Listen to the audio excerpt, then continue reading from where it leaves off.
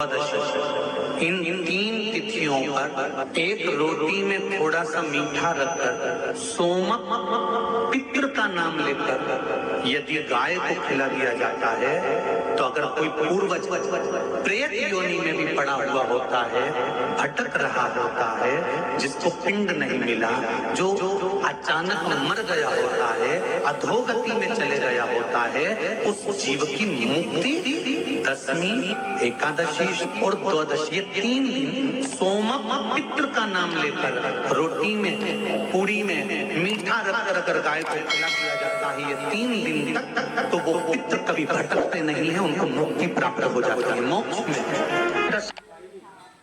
एकादशी है कौन, क्यों इसकी इतनी प्रधानता है, क्यों इसकी पुण्यता है, ऐसा क्या है एकादशी में जो इसकी पुण्यता मानी जाए? कौन है ये जो भगवान नारायण तक एकादशी का व्रत करते हैं? सुभद्रा जी को भगवान जगन्नाथ ने, जगदीश ने एकादशी का व्रत कराया था। बद्रीनारायण भगवान को माता लक्ष्मी ने एकादशी का व्रत कराया था। क्यों? चंद्रायण एकादशी व्रत की माता। एकादशी है कौन? तो कहा जिसको व्रत करने पर भगवान नारायण भी जिसका व्रत करते हो, भगवान माता लक्ष्मी जिसका व्रत करती हो, वो एकादशी है कौन? तो शास्त्र वर्णन करता है महाराज, स्कंद पुराण का सुंदर चातुर्मास्य खंड के अंतर्गत वर्णन आया है महाराज। एक बार भगवान विष्णु आनंद में विराजमान थे, पद्मावती और माता लक्ष्मी दोनों उनके पास में विराजी हुई थी। भगवान लक्ष्मी और पद्मावती दोनों बैठी, एक सिर के पास, एक चरण के पास। कुछ समय बाद वहीं पर ब्रह्मदेव का आगमन हुआ और ब्रह्मा जी आगमन पाकर भगवान नारायण पद्मावती से लगकर उठे और उठकर लक्ष्मी की ओर झुके। झुकने पर इन तीनों के समागम से भगवान नारायण के हृदय चित्त से एक कन्या प्रकट हो गई। उस कन्या का नाम एका था। क्या नाम था? एका। अब 10 उसके गुण इतने प्रबल थे, वो 10 गुण उसके बड़े प्रबल थे कि वो एका जिसको निहारती थी उसको संपदावान बना देती थी, जिसको देख लेती थी उसके जीवन में वो आनंद की अनुभूतियां करा देती थी। एका जिस मार्ग से जाती थी उस मार्ग के द्वार खोल देती थी। एका का पुण्य इतना पुण्य प्रखर। पद्मावती और लक्ष्मी ने कहा महाराज ये बेटी आपके द्वारा निर्मित हुई है, इसका कन्यादान करना चाहिए। हमारे यहाँ हिंदू धर्म में रीति है, जिस दिन कन्यादान करा जाता है उस दिन व्रत रखा जाता है। अब आजकल रखते कि नहीं रखते हो मालूम नहीं, और कन्यादान करते समय व्रत रखा जाता है। व्रत रख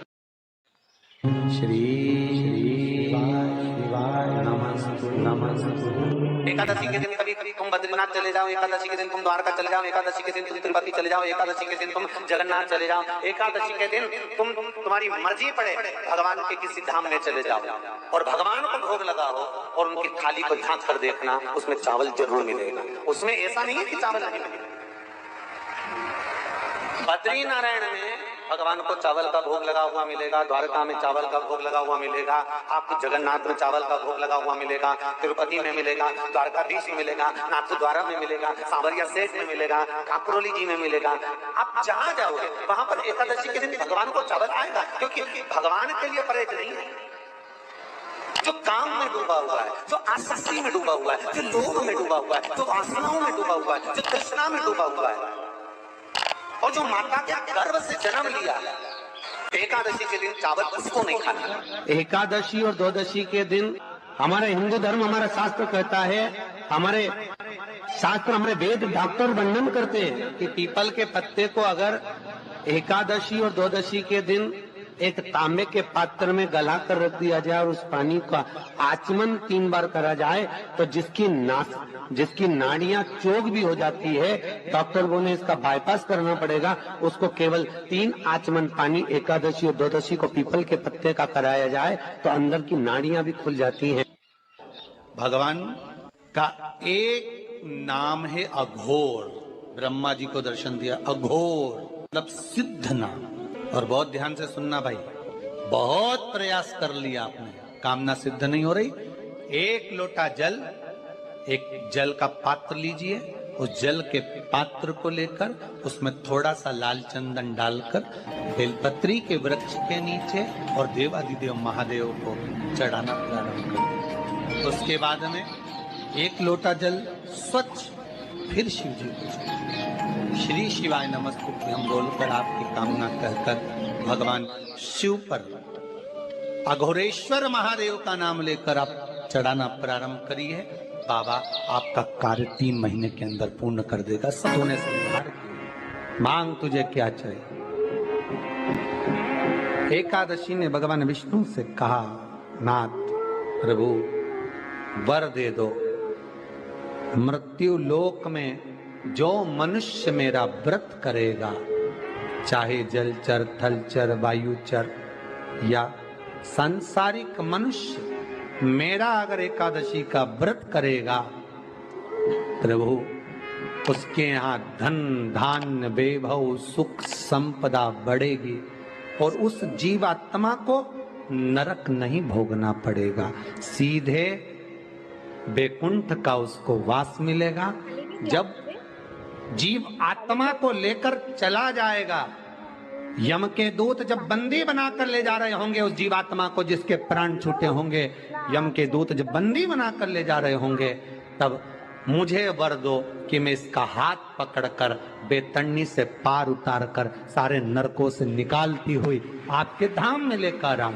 भगवान ने वर दे दिया, तथास्तु। हे एकादशी सुनो, मृत्यु लोक का मनुष्य अन्न का त्याग कर कर, क्योंकि अन्न में एकादशी के दिन पाप पुरुष रहता, अन्न का त्याग कर कर एकादशी के दिन जो मनुष्य तुम्हारा व्रत धारण करेगा, उस व्रत को करेगा और उस व्रत को धारण करेगा, उसकी मनोकामना पूर्ण होकर वो मेरे ही धाम को जाएगा।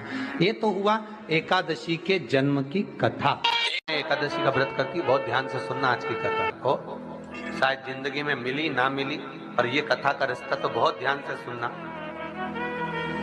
स्कंद पुराण यहाँ तक कहती है कि इस कथा के चरित्र को जो श्रवण कर लेता है उसको 26 एकादशी करना भी नहीं पड़ती। इस एकादशी की केवल ये कथा सुनकर ही वो तर जाता है। बहुत ध्यान से सुनना इसको, कथा को।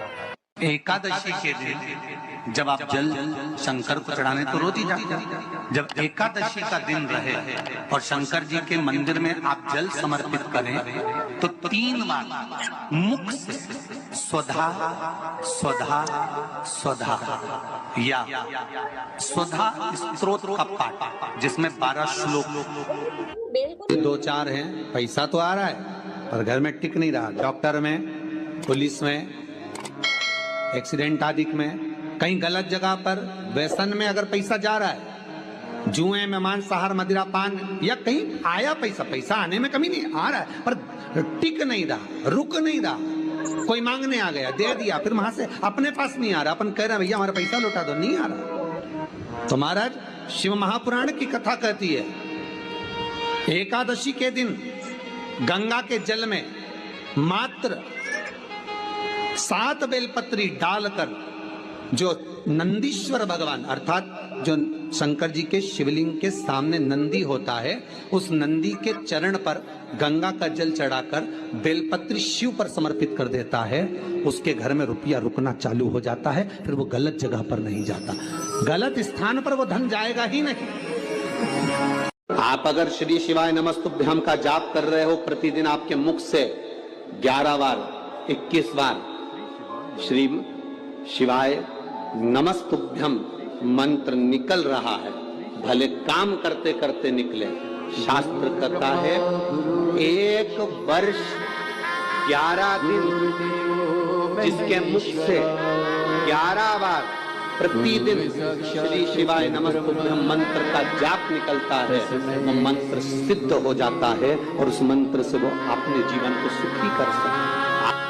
अभिषेक कर रहे हो, जल चढ़ा रहे हो, दूध चढ़ा रहे हो, आप पंचामृत सामग्री समर्पित कर रहे हो, आप दुनिया की सारी वस्तु भगवान को दे रहे हो, तो घी चढ़ाते समय जब घी चढ़ जाए, शंकर के शिवलिंग पर घी चढ़ गया, उसकी एक उंगली लेकर शिव मंदिर में जहां शंकर जी पिंडी पर बैठे हैं, उस जलाधारी पर जो शिवलिंग रखा हुआ है, उसके चारों तरफ उस घृत को लगा देना चाहिए, अपनी कामना कर कर। महाराज शिव उसको स्वीकार करता है। जो अभिषेक आपने किया है वो अभिषेक का फल भगवान भोलेनाथ कुछ ही दिन में प्रदान कर देते हैं, मात्र उंगली फेर देने पर। घृत पात्र की उंगली। जो को याद रखिए, गौदान और एकादशी।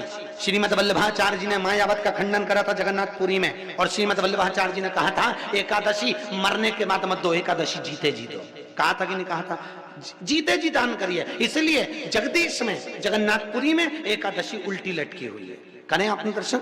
जगदीश में एकादशी को उल्टा लटकाया। क्यों? क्योंकि वल्लभ ने कहा कि एकादशी जीते जी दो। कई पंडितों कहते हैं तुम्हारे दादाजी मर गए, जब 12वें का दिन होता है ना तो पंडित जी संकल्प छुड़ाते हैं, दो एकादशी। बड़े बेटे ने 5 दे दी, छोटी बहू ने 3 दे दी, उसने 2 दे दी, उसने 2 दे दी। तो क्या तुम्हारे दादाजी भिखारी थे जो तुम्हारी एकादशियां लेकर जाएंगे? और तुम कौन होते हो दादाजी को एकादशी देने वाले? तुमने कौन सा इतने पुण्य कर लिए जो तुमने एकादशी दे दी? एकादशी के दान की महत्वता श्रीमद वल्लभाचार्य जी ने कहा कि कोई व्यक्ति अगर खटिया पर सड़ रहा है, पलंग पर तड़प रहा है, हॉस्पिटल में पड़ा हुआ है, तो निवेदन है कि उसको देखने जाओ तो अपनी करी हुई एकादशी में से 2 एकादशी का दान उसको तुरंत दे दो। क्यों? तो जिससे उसको मोक्ष मिल जाए। एकादशी का व्रत ही पूर्व में किया गया हमारा पाप कर्म है। हमने किसी जीव की हत्या करी है, हमने किसी को कष्ट प्रदान करा है, हमने किसी को अपशब्द कहा है, हमने किसी को ताने दिए, हमने किसी को आड़ा टेढ़ा कहा है, हमने किसी को गालियां दे दी है। मात्र एकादशी का व्रत ही कर लेने पर ये सारे जो दोष हैं वो समाप्त हो जाते हैं। एकादशी के दिन जब आप जल शंकर को चढ़ाने तो रोज ही जाते हैं। जब एकादशी का दिन रहे और शंकर जी के मंदिर में आप जल समर्पित करें तो 3 बार मुख से स्वधा स्वधा स्वधा या